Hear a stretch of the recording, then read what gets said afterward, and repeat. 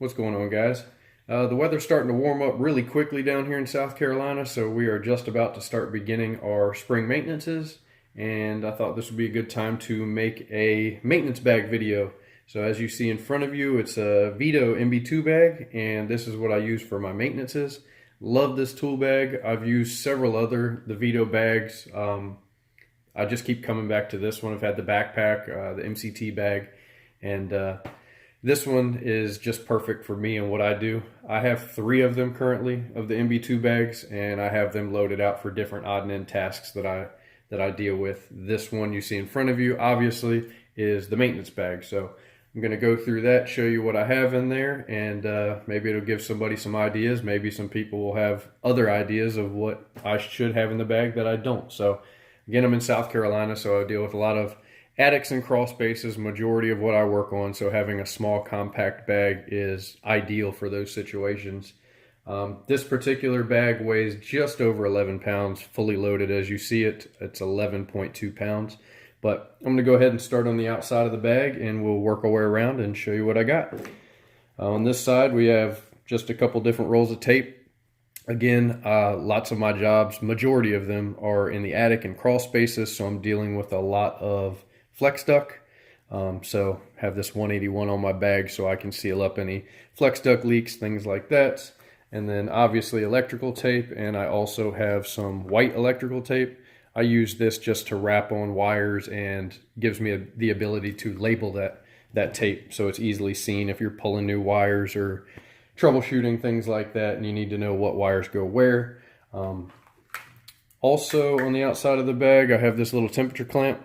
It's just a little digital temperature clamp. These things are super old. I've had this one for at least 7 years, and that's all it does. It's got a little built-in PT chart, uses a bunch of different refrigerants you can scroll through, has 22, 410A, that kind of stuff.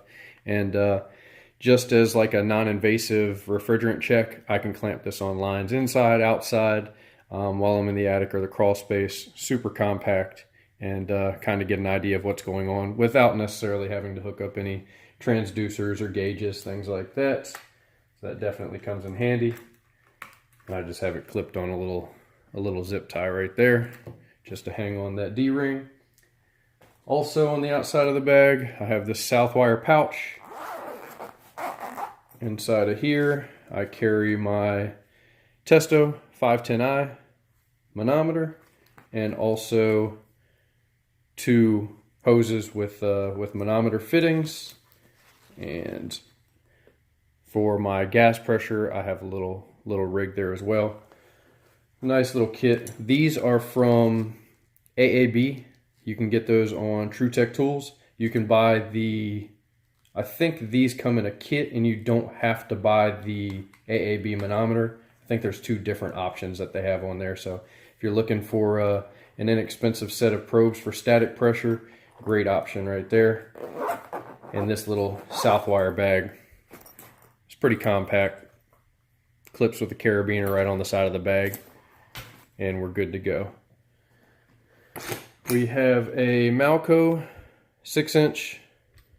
Love these Malcos. You can put multiple different chucks in there. Super easy to swap out. That's just the 5/16. That is actually not Malco. The 6-inch Malco extension is in one of my other tool bags.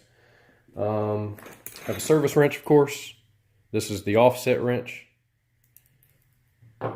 Gives you the ability to get in some tighter spaces than the straight one does.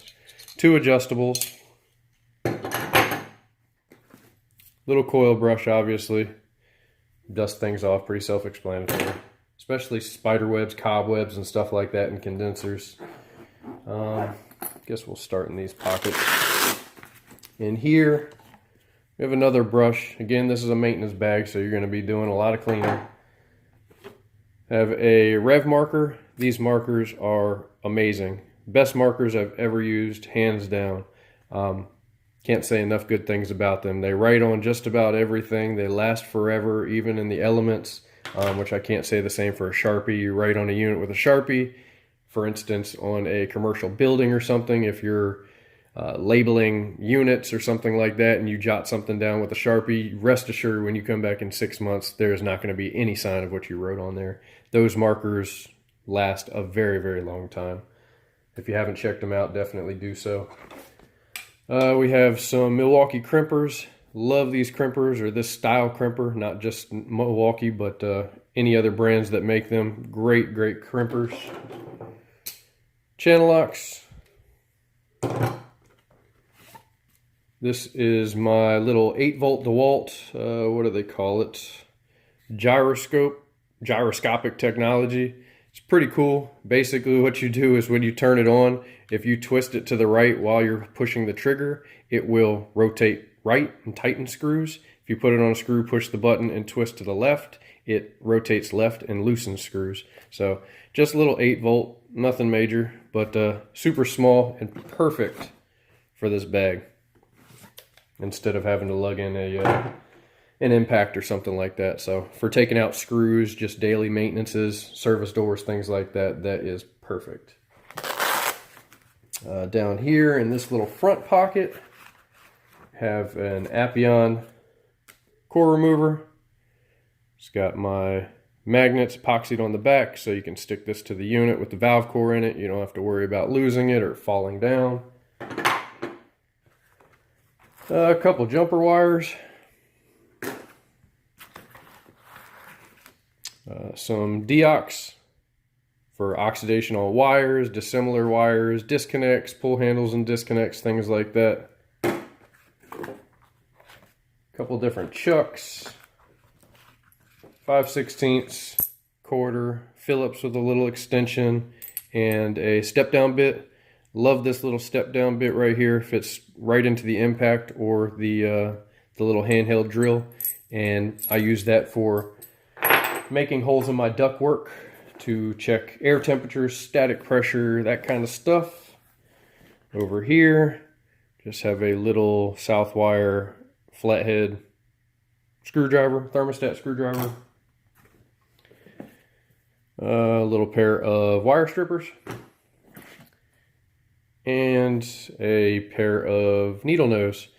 Usually I only use the needle nose. The wire stripper part is okay, not that great. But these jaws right here for cutting wire and things like that are actually pretty impressive. So I'm definitely using this a lot to cut wire, things like that. And I think that's it for the outside. Inside we have our meter, which is the Testo 770-3. Been using this meter for months and months now. I can't say enough good things about it. I have currently, I think I have like 6 or 7 meters, and this one is my go-to meter. A lot of times I'm actually taking this out of this bag and putting it into like my service call bag, things like that, just because I do like it so much. But yeah. Another good thing with this combination, this meter and this bag, is the leads don't plug into the front, so it doesn't make this real thick.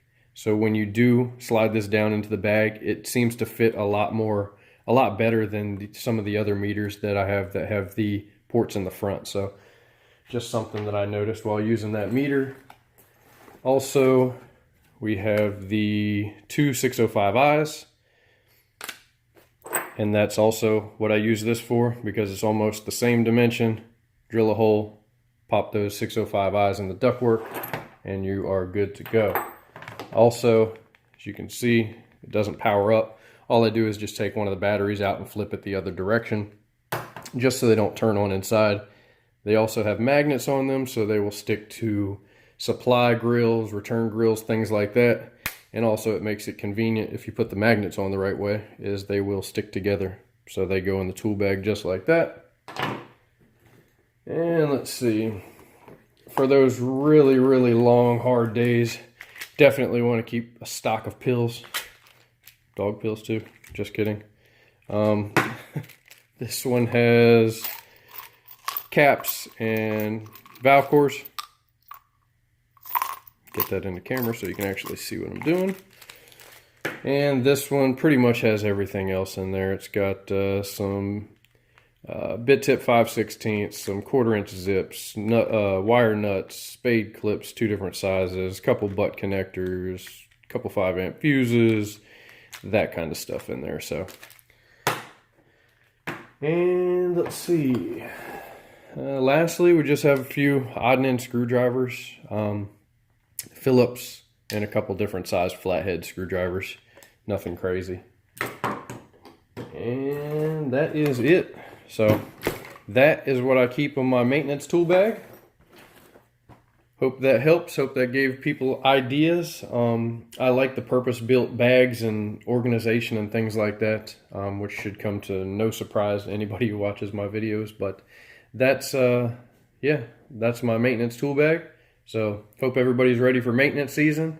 I know sometimes it can be monotonous, but it's part of the job. So make the best of it. But thanks for watching. Like, comment, subscribe, and we will see you on the next one.